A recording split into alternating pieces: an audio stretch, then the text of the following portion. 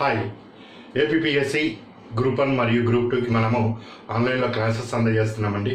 So ఈ classes మీకు ఎప్పుడు ఖాళీ ఉంటే అప్పుడు చూసుకోవచ్చు, ఎన్నిసార్లైనా క్లాస్ చూసుకోవచ్చు. టిల్ ద ఎగ్జామ్ వరకు మీరు వన్స్ రిజిస్టర్ అయితే ఈ సర్వీస్ మీకు ఎగ్జామ్ వరకు అందించబడుతుంది. క్లాస్తో పాటు మెటీరియల్ని పీడిఎఫ్ ఫార్మాట్లో అందజేస్తున్నాము. ఎవ్రీ వీక్ కూడా దీని మీద అభ్యర్థులు కన్సిస్టెంట్గా ఉండటం కోసం టెస్టులు కండక్ట్ చేసుకుంటూ వస్తున్నాను. ఎక్కడ అప్డేట్స్ అవసరం పడుతున్నాయో ఆ అప్డేట్స్ని కూడా అందిస్తూ రావటం జరుగుతుంది. సో ఈరోజు మనము ఈ test related group 2 test related అంశాలు మరియు గ్రూప్ 1 మెయిన్స్కి సంబంధించి ఇంపార్టెంట్ ఎస్ఏ రిలేటెడ్ టాపిక్స్ ఏ ఉన్నాయో అవి చర్చించుకుందాం. సో ఫస్ట్గా గ్రూప్ 2ని చూద్దామండి. సో టెస్ట్ 35ని అప్లోడ్ చేయడం జరిగింది. రిజిస్టర్ అయిన అభ్యర్థులు వారి యూజర్ నేమ్ పాస్వర్డ్తో టెస్ట్ అప్పీర్ అవ్వచ్చు. ఒకవేళ సిలబస్ కంప్లీట్ కాకపోతే అయినప్పుడే మీరు దాన్ని అటెంప్ట్ చేసుకోండి. కొత్తగా జాయిన్ అవుతున్న వాళ్ళు 1 to 34 టెస్టులు వాళ్ళకి అవైలబుల్ ఉంటాయి. సో టెస్టులని వాళ్ళ యొక్క సిలబస్ అక్కడ ఇవ్వటం జరిగింది, దాన్ని కంప్లీట్ చేసుకొని టెస్ట్ అటెంప్ట్ చేయొచ్చు. సో యూజర్ నేమ్ పాస్వర్డ్తో టెస్ట్ అటెంప్ట్ చేసిన తర్వాత సబ్మిట్ బటన్ని ప్రెస్ చేస్తే టెస్ట్కి రిలేటెడ్ విత్ ఆన్సర్స్ తోటి మీ మెయిల్కి ఈ ఆన్సర్ షీట్ రావటం జరుగుతుంది. క్రాస్ చెక్ చేసుకోవచ్చు. సో నెక్స్ట్ టెస్ట్ అనేది మనము 23rd అక్టోబర్ 2020 కండక్ట్ చేసుకుంటాం. ఆ టెస్ట్ రిలేటెడ్ సిలబస్ని నేను వెబ్సైట్ హోమ్ పేజీలో ఉంచడం జరిగింది. దానిని చూసి ఒకసారి దాని రిలేటెడ్గా ప్రిపరేషన్ కొనసాగించండి. సో ఇది test related information. So point ఇక్కడ అక్టోబర్ దాదాపు కంప్లీట్ అయిపోవటానికి వస్తున్నది కళ్ళ ముందే. ఇక నవంబర్ డిసెంబర్ అన్నది ఎప్పుడు వస్తుందో ఎప్పుడు పోతుందో కూడా తెలియదు, అంత ఫాస్ట్గా వెళ్తుంది. సో ఎట్టి పరిస్థితుల్లో జనవరి నాటికి క్యాలెండర్ అయితే వాళ్ళు విడుదల చేయవలసిందే. వాళ్ళు ఇచ్చిన హామీ కానీ మేనిఫెస్టో కానీ ఇంతకుముందు గతంలో దీనికి ప్రాసెస్ అయితే ఆల్రెడీ ఇనిషియేట్ అయిందని కూడా మనం చాలా సందర్భాల్లో చెప్పాం. సో 880 వేకెన్సీస్కి అప్పుడే క్లియరెన్స్ కూడా వచ్చింది. ఇంకా ఒక 400-500 వేకెన్సీస్ ఇంకా అదనంగా వచ్చే అవకాశాలు కూడా ఉన్నాయని చెప్పాం మనము. అంతా అయిపోయి దాదాపు జనవరిలో అయితే ఈసారి జనవరి 2021కి క్యాలెండర్ రావడానికి ఎక్కువ అవకాశాలు ఉన్నాయండి. సో ఈ క్యాలెండర్ రావడానికి వస్తున్నప్పుడు అభ్యర్థులు ఇప్పటికే ప్రిపరేషన్లో ఉన్నవాళ్ళు ఇక నవంబర్లో చిన్నగా స్టార్ట్ చేస్తే అది పికప్ అందుకొని మీరు ఎగ్జామ్ మోడ్లోకి వెళ్ళి ఒక స్ట్రీమ్ లైన్ రావడానికి కనీసం 20 నుంచి 30 డేస్ సమయం ఇక్కడ మీకు పడుతుంది. సో ఆ ప్రాసెస్ ఏదైతే ఉంటుందో ఇక మీరు నవంబర్లో దాన్ని స్టార్ట్ చేసుకోవచ్చు. నవంబర్ నుంచి జూన్ వరకు మ్యాక్సిమం ఉంటే జూన్లోనే ఏప్రిల్ మే 45 డేస్లో మొత్తం ప్రాసెస్ కంప్లీట్ చేయాలి. ఇది norms. So April May miss అయితే జూన్.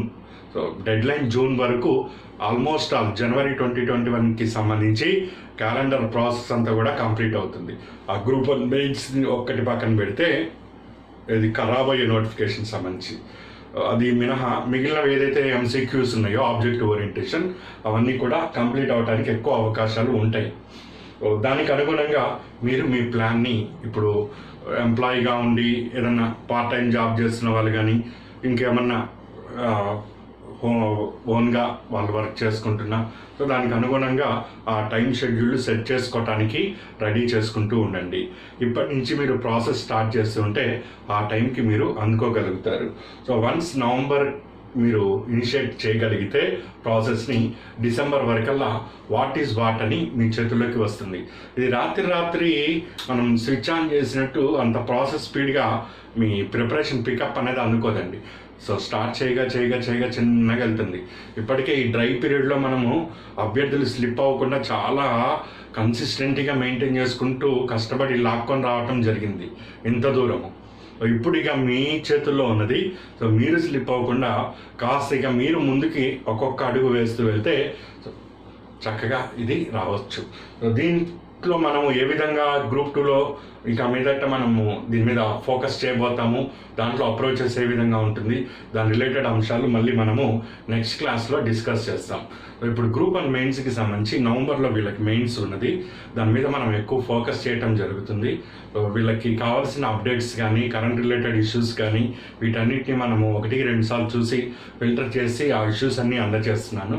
వన్స్ వీళ్ళ వరకు ఒక కొలిక్కి వచ్చి కంప్లీట్ అవుతుంది అనగానే ఇక దీని మీద మనం ఒక యాక్షన్ ప్లాన్ రూపొందించుకొని దీని మీద ఎక్కువ ఫోకస్ చేసుకొని current related issues economy updates అన్నీ కూడా మీకు అందుబాటులోకి వస్తాయండి. ఇది గ్రూప్ 2 వాళ్ళకి మనం కమ్యూనికేట్ చేసే మన అభ్యర్థులకి కమ్యూనికేట్ చేసే అంశము. ఇక నవంబర్ నుంచి కనీసం 2 గంటలైనా మీరు కాన్సన్ట్రేషన్ చేయడానికి సిద్ధంగా ఉండండి. ఏ విధంగా ఏ సబ్జెక్ట్ మీద ఎలా మీరు అప్రోచ్ అవ్వాలో అది నేను తప్పనిసరిగా కమ్యూనికేట్ చేస్తాను. ఈ మీన్ టైంలో మీ స్ట్రాటజీస్ ఏవైతే ఉన్నాయో దానిని ఎగ్జిక్యూట్ చేసుకుంటూ రండి. ఇది గ్రూప్ 2 వాళ్ళకి సంబంధించి నోటిఫికేషన్స్ తప్పనిసరిగా వస్తాయి. అండ్ ఖచ్చితంగా ఈసారి జనవరి మంత్లో క్యాలెండర్ మీరు చూస్తారు. ఇప్పటికే ఆల్రెడీ 1 ఇయర్ అయిపోయింది క్యాలెండర్ ఇస్తామని. ఇంకా ఇప్పటికీ ఇవ్వకపోతే కొంచెము ఇబ్బందికరంగా ఉండొచ్చు సిచ్యువేషన్స్, కానీ ఖచ్చితంగా ఈసారి వచ్చే అవకాశాలు ఎక్కువగా ఉన్నాయి. ఇది గ్రూప్ 2. గ్రూప్ 1 మనము ఆల్మోస్ట్ అన్ని పేపర్స్ని కంప్లీట్ చేసాము. దానికి సంబంధించి కరెంట్ రిలేటెడ్ ఎక్కడ అవకాశం ఉన్నా దాన్ని ఇవ్వటం జరుగుతూ వస్తుంది. అండ్ అభ్యర్థులకి ఈ సమయంలో కావాల్సింది కాన్ఫిడెన్స్, వాళ్ళ మీద వాళ్ళకి నమ్మకం రావాలి. 3 అవర్స్ నేను ఖచ్చితంగా క్వశ్చన్ రిలేటెడ్ ఆన్సర్ రాయగలుగుతాను అనే ధైర్యాన్ని వాళ్ళకి అందించుకోగలగాలి. సో ఆ ప్రాసెస్లోనే భాగంగా దాదాపు మనము 3 గ్రాండ్ టెస్ట్ రూపంలో 15 టెస్టులను కండక్ట్ చేస్తూ ప్రతి టెస్ట్లో కూడా పేపర్ వైజ్గా మీకు క్వశ్చన్ పేపర్ పంపిస్తున్నాను. ఆన్సర్స్ రాసిన వాళ్ళవి కరెక్షన్ చేసి ఇమీడియట్లీగా ఫీడ్బ్యాక్ కూడా ఇవ్వటం జరుగుతుంది. దాంతోపాటుగా ఆ క్వశ్చన్ మీరు ఆన్సర్ రాసిన చోటే నేను మీకు రాసి కూడా పంపిస్తున్నాను. దీంతో పాటు మీరు ఈ అంశాలను కూడా పరిశీలన చేయండి. ఎందుకంటే ఆ క్వశ్చన్ సరౌండింగ్లో ఎలాంటి అంశమైనా వచ్చే అవకాశం ఉంటుంది కాబట్టి పర్టికులర్ ఏరియాని ఫోకస్ చేసాం. ఆ ఏరియా రిలేటెడ్ క్వశ్చన్స్ కూడా మీకు కమ్యూనికేట్ చేయడం జరుగుతూ వస్తుంది. ఇట్లా వీళ్ళకి గ్రాండ్ టెస్ట్లను కండక్ట్ చేస్తూ ఆ 3 అవర్స్ ఏదైతే 180 మినిట్స్ ఉన్నదో ఒక్కొక్క క్వశ్చన్కి మీరు హార్డ్లీ 12 మినిట్స్ని కేటాయించుకోవాలి. ఒక ప్రశ్నకి మీకు 12 నిమిషాలు అవకాశం ఉంటుంది. 12 × 15 180 మినిట్స్ మీకు ఇక్కడ సరిపోతుంది. ఈ 12 నిమిషాల్లో 2 నిమిషాలు ప్రశ్న చక్కగా కూల్గా ఆలోచించండి. ఆ ప్రశ్న ఏది, ఏంటి, ఏం అడుగుతున్నాడు, ఇందులో కంటెంట్ని ఏం రాయాలన్నీ మీరు చదివినవే ఉంటాయండి. మీరు చదవండి, అక్కడ ఏదేదో వస్తుందని ఇప్పటి నుంచి దాని మీద టెన్షన్ వద్దు. సో టెన్షన్ అనేది ఏదో ఒక చోట అవుట్ బస్ట్ అవ్వాల్సిందే. ఎగ్జామ్లో అవటం కన్నా బయట అవటమే బెటర్ అది.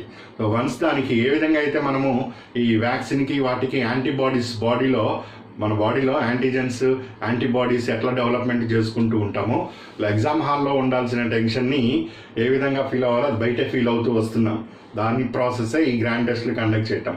వన్స్ దాని రిలేటెడ్ ఆలోచనలు కానీ ఇట్లా వస్తే ఇట్లా అని మీకు ఒక మ్యాప్ మైండ్లో తయారైపోయి ఉంటుంది ఇప్పటికే.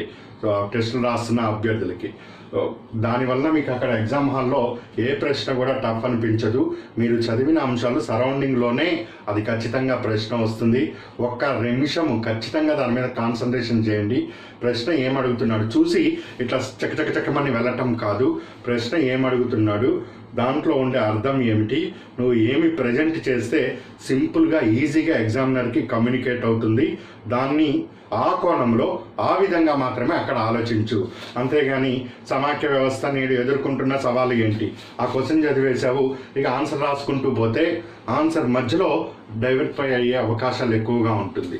సమాఖ్య వ్యవస్థ నేడు ఎదుర్కొంటున్న ఛాలెంజ్. సో ఏ కాంటెస్ట్లో అడిగాడు, సో సమాఖ్య వ్యవస్థలో ఈ కాన్సెప్ట్లు ఉన్నాయి, సో ఈ కాన్సెప్ట్లో ఇప్పుడు ప్రశ్నలో ఇవి సవాళ్ళని ఎదుర్కొంటుందని ఒకసారి దాన్ని నువ్వు రీకాల్ చేసుకోగలిగితే ఈ మధ్యలో ఆన్సర్ రాంగ్ రూట్ వెళ్ళేది ఏదో ఉంటుందో దాన్ని సరి చేసుకొని స్ట్రైట్ రూట్లోకి వెళ్ళడానికి ఉంటుంది. అందుకే క్వశ్చన్ చదవగానే పెన్ను చకచకామని పోతే అది కొంచెం ఇబ్బందికరంగా ఉంటుంది. కాస్త ఎవరి స్ట్రాటజీ వాళ్ళకు ఉంటుంది. తప్పు రైటు ఇక్కడ ఏది ఉండదు. కాకపోతే ఇలా చేస్తే స్పీడ్ బ్రేకర్లని కూడా మీరు మీ కంట్రోల్లోకి తెచ్చుకోవటానికి అవకాశం ఉంటుంది. ఆన్సర్ సగం వెళ్ళిన తర్వాత ఏం రాయాలి, ఇది పెద్ద స్పీడ్ బ్రేకర్ అండి. ఆ స్పీడ్ బ్రేకర్కి టైము ఎగిరిపోతుంది, తర్వాత క్వశ్చన్ల మీద ఇంపాక్ట్ పడుతుంది. అందుకని వెళ్ళేటప్పుడే పర్ఫెక్ట్గా లైన్ క్లియర్గా ఉండాలి. సో ఆ విధంగా దీన్ని ప్లాన్ చేసుకోండి. ఆల్రెడీ మీరందరూ ఆ ప్రాసెస్లో ఉన్నారు, నేను అదే ప్రాసెస్లో మిమ్మల్ని తీసుకొని వెళ్తున్నాను. ఇక్కడ ఈరోజు కొన్ని ఇంపార్టెంట్ టాపిక్స్ ఎస్ఐ రిలేటెడ్ దాంట్లో షార్ట్ లిస్ట్ చేసి నేను ఇస్తున్నాను. ఆల్మోస్ట్ అన్ని టాపిక్స్ మీకు కవర్ చేయటం జరిగింది. ఇంకేదన్నా 1-2 అవ్వకపోయినా మీకు ఈ సమయం ఉంది కాబట్టి అట్లీస్ట్ ఒక 50 పదాలైనా దాని రిలేటెడ్ సారాంశాన్ని రెడీగా పెట్టుకోండి.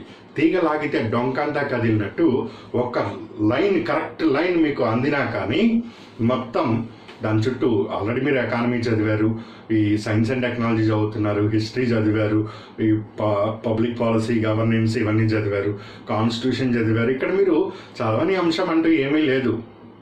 Below the earth, above the earth, under the sky, A to Z అన్నీ చదివిందే. కాకపోతే ఆ రకమైన భయాన్ని అనేది లోపల నింపుకొని ఉంటాడు. అది అభ్యర్థి చేస్తున్న ఒక పెద్ద తప్పిదం. తను రాయగలుగుతాను నమ్మకం ఉండి కూడా ఏమో నేను రాయలేనేమో అదే 10 సార్లు అనుకుంటే అదే సైకలాజికల్గా పడుతుంది.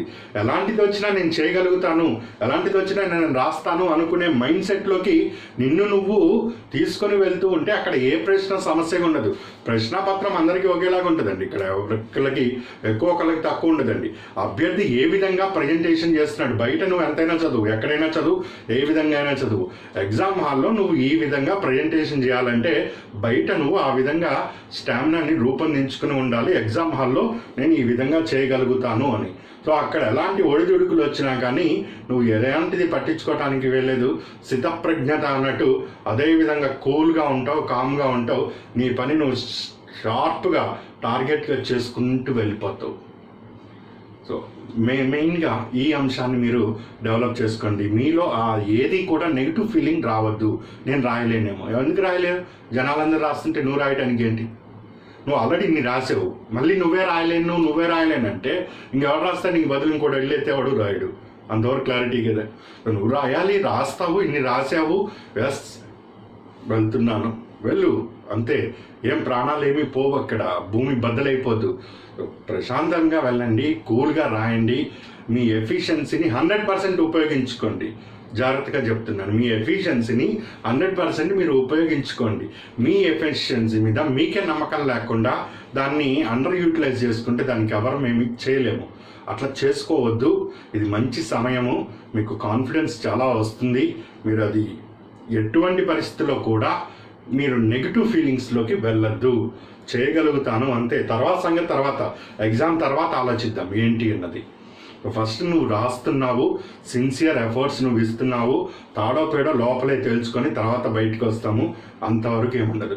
మొదటి రోజు మొదటి కాలు లోపల పెట్టే వరకు మాత్రమే ఈ టెన్షన్, దాని తర్వాత అస్సలు ఉండదండి. క్లియర్గా చెప్తున్నాను. మొదటి రోజు మొదటిసారి ఎగ్జామ్ హాల్కి వెళ్ళి హాల్ టికెట్ చూసుకొని లోపలికి వెళ్ళే వరకు మాత్రమే ఇప్పుడు నువ్వు ఉంటున్న ఈ స్ట్రెస్, స్ట్రెయిన్, XYZ. ఆ తర్వాత 1% కూడా ఉండదు. చాలా ఫ్రీగా వెళ్ళిపోతావు. కాకపోతే ఇప్పుడు ఆ మెయింటెనెన్స్, ఆ స్ట్రెస్ని ఎప్పుడు 4 రోజుల తర్వాత తీసుకోవాల్సిన స్ట్రెస్ని ఇప్పుడు తీసుకోవద్దని చెప్తున్నా. సో ఇది చాలా ఇంపార్టెంట్ ఇష్యూ, అందుకని కమ్యూనికేట్ చేస్తున్నా అండి. నెక్స్ట్, ఈ కంటెంట్ వైజ్గా ఇంపార్టెంట్వి ఫిల్టర్ చేయడం జరిగింది. కొన్ని ఓవర్లాప్ కూడా అవుతాయి అక్కడివి ఇక్కడివి, అయినా కానీ ఒక ఫార్మేట్లోకి మనం తీసుకొచ్చుకుందాం. సో కరెంట్ రిలేటెడ్ మొత్తం మీకు 7 ఐటమ్స్ ఇచ్చాడు. Current affairs, social, political, economical, environmental, cultural, civic awareness, ఈ రిఫ్లెక్టివ్ టాపిక్స్ ఇవన్నీ. సో కరెంట్ రిలేటెడ్లో ఇండో చైనా అన్నది hot topic, border issue. So Indo China related ఎక్కడ కాన్ఫ్లిక్ట్ ఎరేజ్ అవుతుంది, ఇండో చైనా పంచశీల యొక్క relevance ఏంటి, ఏ కోణంలో వచ్చినా కానీ, ఎటు తిరిగినా కానీ నీ దగ్గర క్లాస్ ఉన్నది, దాని రిలేటెడ్ మ్యాటర్ ఉంది, చక్కగా రాయి. యాక్చువల్గా 2018లో నోటిఫికేషన్ వచ్చింది, 19లో మార్చిలో ప్రిలిమ్స్ జరిగినాయి, తర్వాత దీని రిలేటెడ్ మెయిన్స్ జరగాలి.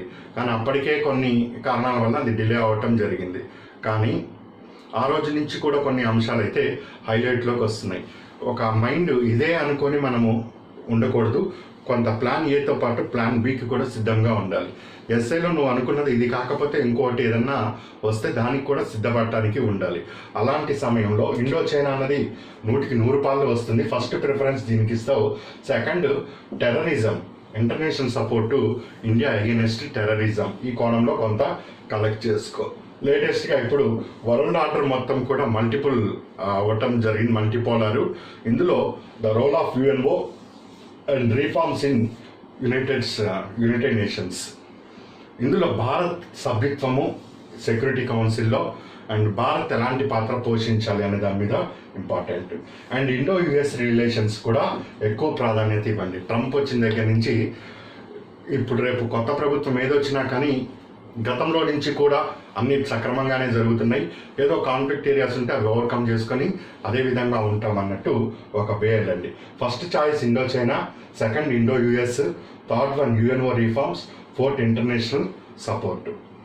దీని తర్వాత సోషల్ మీడియా అండ్ ఈ మధ్యకాలంలో బాగా హైలైట్ అవుతుంది, ఎవరికి నచ్చిన పోస్టులు వాడు పెట్టుకుంటున్నాడు. ఈ రైట్ టు ప్రైవసీ మీద ఏ విధంగా ఎఫెక్ట్ పడుతుంది. కరోనా సమయంలో ఆత్మనిర్భర్ భారత్, ఇక భారతదేశం అంటే ఒకప్పుడు ప్లానింగ్ కమిషన్ ఇట్లా మాట్లాడుకునే వాళ్ళం.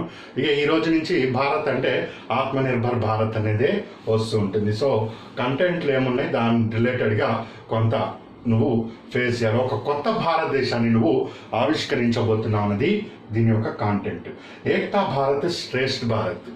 డైవర్సిఫికేషన్స్ చాలా ఉన్నాయి భారత్లో, రీజనల్ పాయింట్ ఆఫ్ వ్యూలో కానీ, లాంగ్వేజ్ పాయింట్ ఆఫ్ వ్యూలో కానీ, సోషల్ స్టేటస్లో కానీ, ఎకనామిక్ స్టేటస్లో కానీ, కల్చరల్ పాయింట్లో కానీ ఇన్ని డిఫరెన్స్లు ఉన్నా కానీ యూనిటీ అండ్ ఇంటిగ్రిటీ అంటూ ఉంటాం మనం. సో ఆ ఇంటిగ్రిటీ అనేది ఒక రూపంలోకి తీసుకురాగలిగితే బలమైన భారత్ ఏర్పడుతుంది అన్నది ఏక్తా భారత్ అండ్ శ్రేష్ఠ భారత్. దీని యొక్క మీనింగ్ నువ్వు అన్ని రాష్ట్రాల సరిహద్దుల్ని చెరిపేసుకుంటూ ఒకటే పార్టీ దాంట్లోకి అండర్ అంబ్రెల్లా కిందకి తీసుకురాని అర్థం కాదు. ఏదైతే పాలసీ నేషనల్ లెవెల్లో జరుగుతుందో అది యూనిఫామ్గా అన్ని రాష్ట్రాల్లోకి అమలు కావాలి. So single one ration card, one PDS, మొత్తం నువ్వు ఎక్కడికైనా వెళ్ళు ఈరోజు అక్కడికి నువ్వు పీడిఎస్ని అందుకోవాలి, పబ్లిక్ డిస్ట్రిబ్యూషన్ సిస్టమ్. ఒకటే ఎలక్ట్రిసిటీ రీఫార్మ్ అన్నది తీసుకురావాలి. అలా అన్ని రీఫార్మ్స్ అన్నది ఈ కోణంలో ఏక్తా భారత్ శ్రేష్ఠ భారత్ అంటే ఇది యూనిఫార్మిటీ అనేది ఉండాలి. ఎలక్ట్రిసిటీ రెగ్యులేషన్ నుంచి కానీ అన్నీ, అగ్రికల్చర్ మార్కెటింగ్ దగ్గర నుంచి అన్నీ కూడా ఒక యూనిఫామ్లోకి వెళ్తున్నది ఇప్పుడు కరెంట్ రిలేటెడ్ ఇండియా. సో దీన్ని హైలైట్ చేసుకోవాలి నువ్వు. అండ్ ఈరోజు మొత్తం డిజిటల్ ఇరా, దీనికి తిరుగులేదు ఇక. సో మొత్తం డిజిటల్ ఎకానమీ ఏ విధంగా ప్రభుత్వం అందించాలనుకుంటుంది, ఇందులో సైబర్ సెక్యూరిటీ రిలేటెడ్ అంశాలు ఇంపార్టెంట్. నేను చాలా మెటీరియల్స్ కూడా దీనికి ఇచ్చాను, ఒకసారి వాటిని కూడా పరిశీలన చేయండి. అండ్ ఇది లీస్ట్ ఆఫ్ ద లీస్ట్ ఇంపార్టెన్స్లో స్టేటస్ ఆఫ్ జమ్మూ అండ్ కాశ్మీర్కి కాస్త ప్రాధాన్యత ఇవ్వండి. ఇది మనకు పెద్దంత ఇంపార్టెన్స్ కాకపోవచ్చు, ఎగ్జామినర్కు ఏదన్నా కండిషన్లో అన్ఫోర్సిన్ సిచ్యువేషన్లో ఇలాంటిది కొన్ని డ్రై టాపిక్లు అది ఎవరు టచ్ చేయింది ఊహించింది రావచ్చు, కానీ ఎగ్జామ్ హాల్లో ఆ ప్రశ్న చూసిన తర్వాత అబ్బో ఇది చాలా ఇంపార్టెంట్ అన్న ఫీలింగ్ అక్కడ కలుగుతుంది. బయట దాన్ని అట్లా మనం నెగ్లెక్ట్ చేస్తాం. ఇలాంటివి కూడా కాస్త చూసుకోండి. ఎందుకంటే దాదాపు 60-70 సంవత్సరాల నుంచి నలుగుతున్న ఈ జమ్మూ అండ్ కాశ్మీర్కి ఒక కొలికి తీసుకొచ్చింది. సో అందుకని కాస్త దాని మీద కూడా శ్రద్ధ చూపండి. నేను దీని మీద డీటెయిల్ క్లాస్ ఇచ్చాను, అన్నీ ఉన్నాయి మీ దగ్గర, చూసుకోండి. అండ్ కోవిడ్ సమయంలో రాష్ట్ర ప్రభుత్వాలు ఎలా హ్యాండిల్ చేసినాయి అండ్ రాష్ట్ర ప్రభుత్వాలు ఆర్థిక భారం ఏ విధంగా ఉంటుంది, దాని మీద కేంద్రం ఆర్థిక సహాయం ఏ విధంగా అందిస్తుంది, ఎందుకు స్టేట్స్ ఎక్కువ కేంద్రం మీద ఆధారపడి ఉన్నాయి ఆర్థిక పరంగా, ఈ సరౌండింగ్లో ఒకటి రావచ్చు. లేటెస్ట్గా 1 day బిఫోర్ మీకు 42nd GST కౌన్సిల్ అవుట్కమ్ అని చెప్పి గాడ్ ఆఫ్ యాక్టర్ని నేను మీకు అందజేయటం కూడా జరిగింది. స్టేట్స్ ఎక్కడ అడుగుతున్నాయి, ఫైనాన్షియల్ పవర్స్ ఎక్కడ అడుగుతున్నాయి, దానికి ఏం చేస్తున్నది అని. సో ఆ కోణంలో అడిగినా కానీ సిద్ధంగా ఉండండి. ఇది కరెంట్. నెక్స్ట్ సోషో పొలిటికల్లో citizen amendment act, national population register, ఇవన్నీ కూడా కంపల్సరీగా ఎక్కువ రావాల్సిన టాపిక్స్, తప్పనిసరిగా చూసుకొని వెళ్ళండి, ఇంపార్టెంట్. నెక్స్ట్ సోషో పొలిటికల్గా ఇన్స్టెంట్ ట్రిపుల్ తలాక్ ITT, అది సోషో ఎకనామికల్గా వస్తుంది, సోషో పొలిటికల్ ఎక్కువ పొలిటికల్ దాంట్లో importance. Women rights on ancestor property, మహిళకి హక్కుల్ని పూర్వీకుల ఆస్తి మీద అందించేది, ఇవన్నీ ఇచ్చానండి, స్టడీ చేయండి. అండ్ మోస్ట్ ఇంపార్టెంట్ ఉమెన్ దగ్గర ఈ దిశ దగ్గర నుంచి లేకపోతే హత్రాస్ లేటెస్ట్గా జరిగిన సంఘటనలు కానీ మెయిన్ ఛాలెంజ్ ఉమెన్ సేఫ్టీ అనేది ఈరోజు మేజర్ ఇష్యూ అయింది.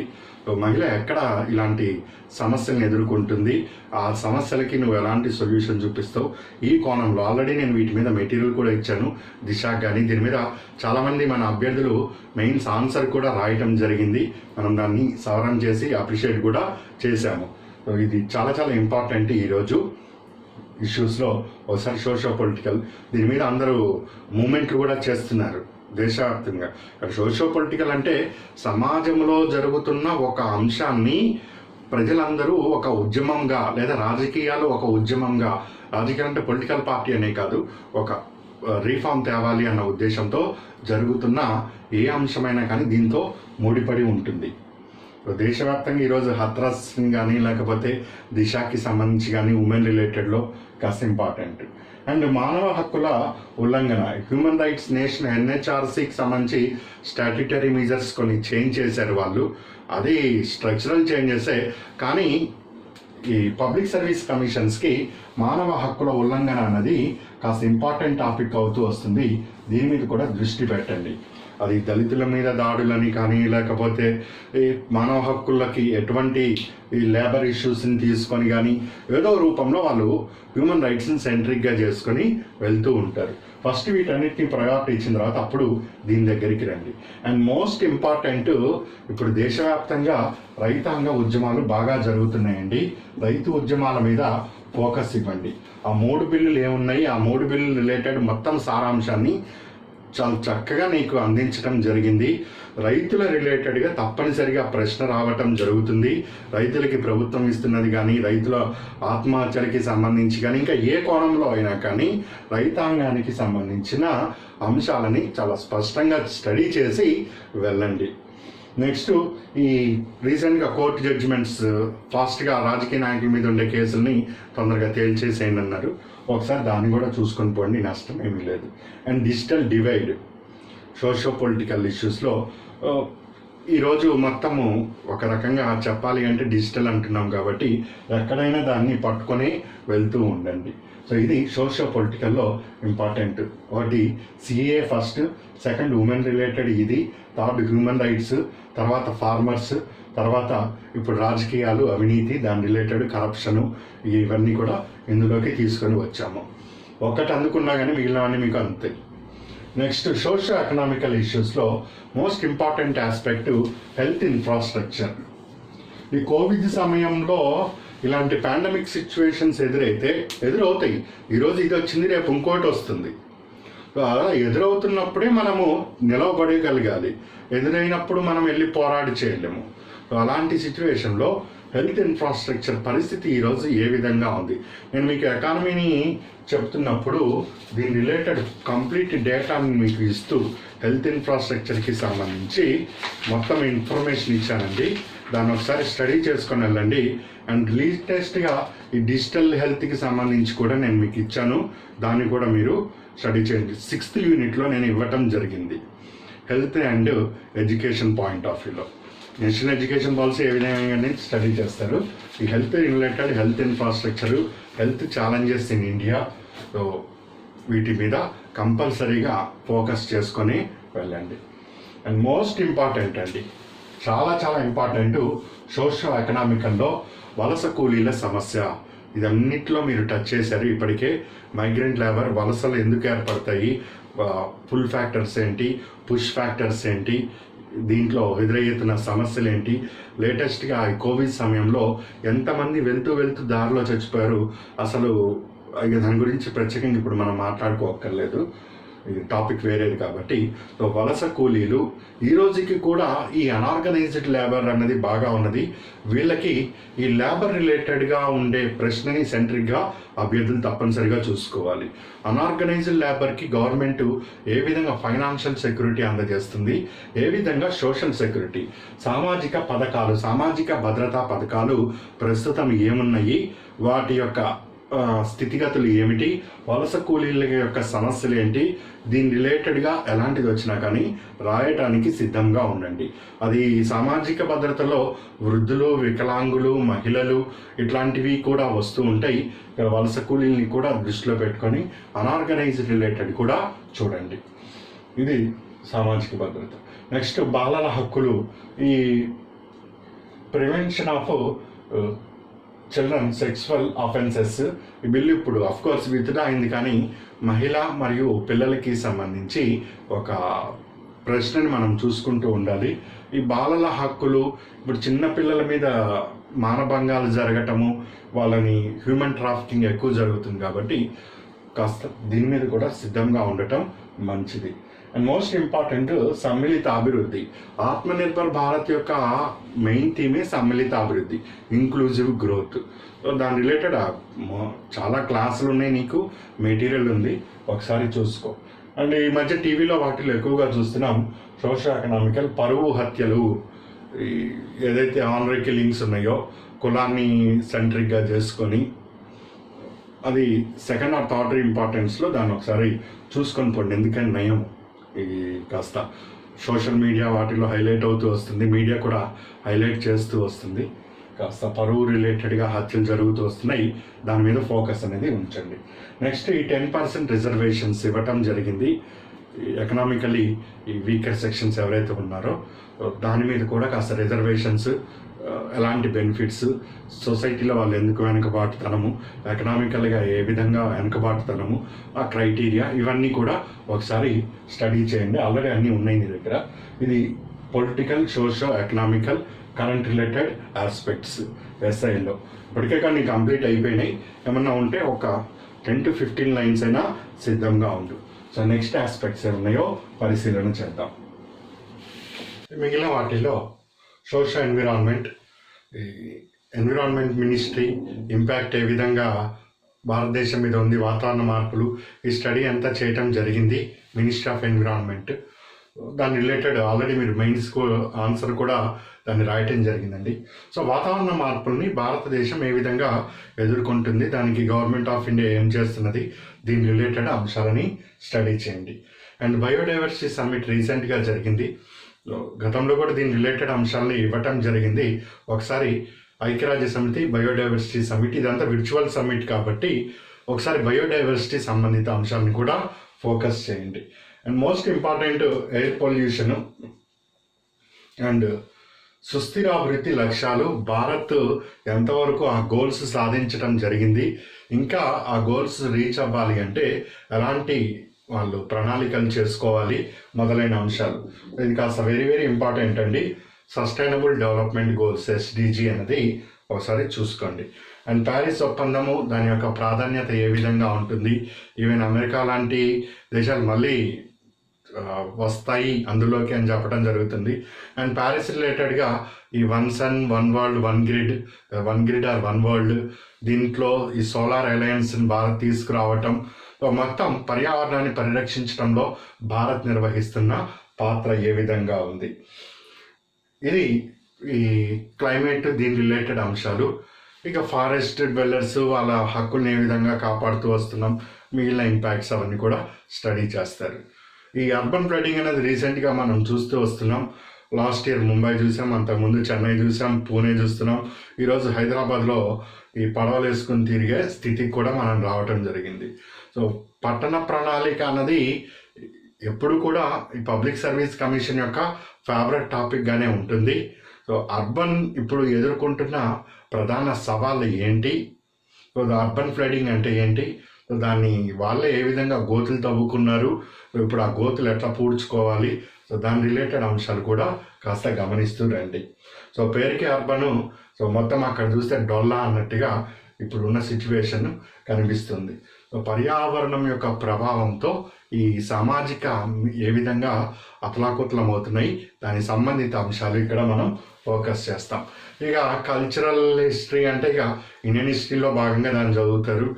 నేతాజీ బర్త్డేనో లేకపోతే గాంధీజీకి ఇన్ని సంవత్సరాలు అయింది బ్యాక్ అయ్యి, ఇట్లా పూనా ఒడంబడికి ఇన్ని వచ్చినాయి, ఇట్లాంటి ఏవో కొన్ని అంశాలు మీరు స్టడీ చేస్తూ ఉంటారు. మోడర్న్ హిస్టరీ, ఏన్షియంట్, మెడివల్, దాని రిలేటెడ్గా కల్చరల్ ఇంపార్టెన్స్ రిలేటెడ్గా ఏదో ఒకటి అడిగితే దాని రిలేటెడ్గా ఆన్సర్ రాయండి. అది హిస్టరీలో చదివారు కాబట్టి ప్రత్యేకంగా దీనికి ఏమీ అవసరం లేదు. కానీ కాకపోతే ఇప్పుడు ప్రజెంట్ సిచ్యువేషన్ గాంధీజీ దాని రిలేటెడ్ ఒకసారి చూసుకొని వెళ్ళండి. అండ్ సిల్క్ రూటు, ఈ చైనా నిజంగా అక్కడ వైరస్ వుహాన్లో వచ్చిందా, లేకపోతే వాళ్ళు అనుకుంటున్న ఈ 1 belt 1 roadని సిల్క్ రూట్ అంటాం, దాన్ని ఫుల్ఫిల్ చేసుకోవటంలో బయటకు వచ్చిందా, చాలా వాదనలు అనేది మనం రోజు వింటూ ఉన్నాం.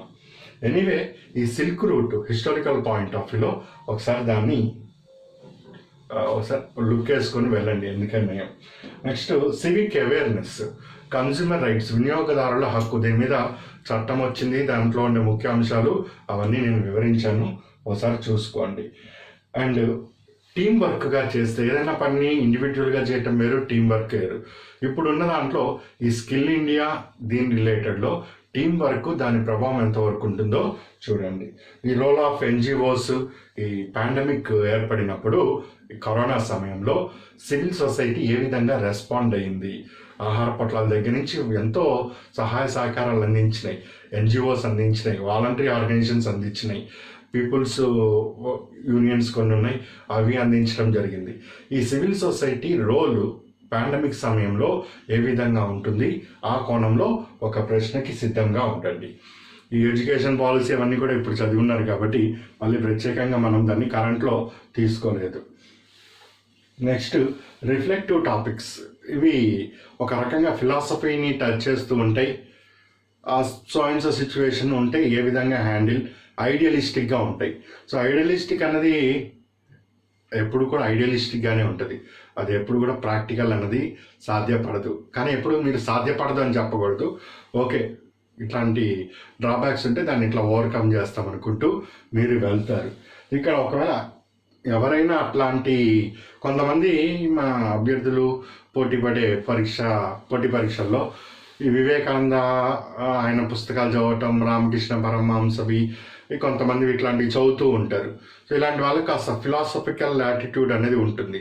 వాళ్ళకి ఇలాంటి టాపిక్స్ కాస్త ఇంట్రెస్టింగ్గా ఉంటూ ఉంటాయి. అలాంటి వాళ్ళు దీన్ని పట్టుకోండి. ఒకవేళ అలాంటి టచ్ లేని వాళ్ళు మాత్రం దీన్ని ముట్టుకుంటే దీనికి ఒకటి కరెక్ట్ ఆన్సర్ అని ఉండదు, ఒకటి తప్పు ఆన్సర్ అని ఉండదు. దీనికి ఏం రాసినా అది ఒక అద్భుతము. శంకరాచార్యులు చెప్పినట్టు అద్వైతంలో కలిసిపోతుంది. అహం బ్రహ్మాస్మి అన్నట్టు ఇదంతా. మేక్ ఇన్ ఇండియాలో యువత పాత్ర ఏ విధంగా ఉండాలి, ఇప్పుడు యువతని దృష్టిలో పెట్టుకొని ఏంటి, క్లీన్ ఇండియా ఫిట్ ఇండియా. రోజు ఆయన పెద్ద ఆయన కూడా యోగాసనాలు వేస్తూ కనిపిస్తూ ఉంటాడు. క్లీన్ ఇండియా అంటూ ఉంటాడు. అది ఏదో వచ్చేదో సర్వా సంగతి. ఈ clean India fit India, so దీంట్లో వ్యక్తిగతంగా నీ పాత్ర ఏంటి, సమాజాన్ని నువ్వు ఎలా ముందుకు నడుపుతూ ఉంటావు, సో అండ్ సో నువ్వు డిసిగ్నేషన్లో ఉంటే ఏ విధంగా హ్యాండిల్ చేస్తావు, ఏ కోణంలో అయినా రావచ్చు. క్లీన్ అండ్ ఫిట్ ఇండియా ఇప్పుడు అత్యవసరం భారతదేశానికి. అండ్ సోషల్ మీడియా, ఇది ఎవరికి సంబంధం లేదు, అవతలని ఒకటి గోళ్ళతో గీకినట్టుగా ఉంటుంది. వాడికి సంబంధం లేని అంశాన్ని కూడా వాడి కింద కామెంట్ పెట్టడం దగ్గర నుంచి అన్నీ. ఈ సోషల్ మీడియా కొంత కోడ్ ఆఫ్ ఎథిక్స్ని ఫాలో అవ్వాలి. ఎందుకు ఆ ఎథిక్స్ మిస్ అవుతున్నాయి అక్కడ, ఎందుకు ఆ సోషల్ మీడియా ఉండాలి కానీ బౌండరీ దాటుతున్నప్పుడు అది ఎలాంటి ఎథిక్స్ మెయింటైన్ చేయాలి, ఇట్లా ఈ కోణంలో కొంత ప్రిపేర్ అయ్యి ఉండండి. ఇది రిఫ్లెక్టెడ్ టాపిక్స్లో ఇంపార్టెంట్. ఇవి కాకుండా INSAT, RISAT 2B, earth observation satellite, RISAT 2B R1, GSAT 30, Gaganyaan, space flight, Chandrayaan 2 ఇట్లాంటి సైన్స్ అండ్ టెక్నాలజీ రిలేటెడ్వి. ఈ సైన్స్ అండ్ టెక్నాలజీలో శాటిలైట్స్ దాంట్లో కూడా ఇంపార్టెంట్, ఒకసారి చూసుకొని వెళ్ళండి. ఆత్మనిర్భర్ భారత్లో ఇస్రోలో చాలా వరకు ప్రైవేటైజేషన్ కూడా చేస్తామంటున్నారు. ఇస్రో అన్ని సెక్టార్లో డెవలప్మెంట్ దానికి భాగస్వామ్యం చేస్తామని చెప్తున్నారు. దీని లింక్ని కూడా ఇటు మీరు కలుపుకోవచ్చు. ఇట్లా ఎస్ఐలో మనం కొన్ని ఇంపార్టెంట్ టాపిక్స్ని ఫిల్టర్ చేసి ఇవ్వటం జరిగింది. ఆల్రెడీ మీ దగ్గర లిస్ట్ ఉన్నది.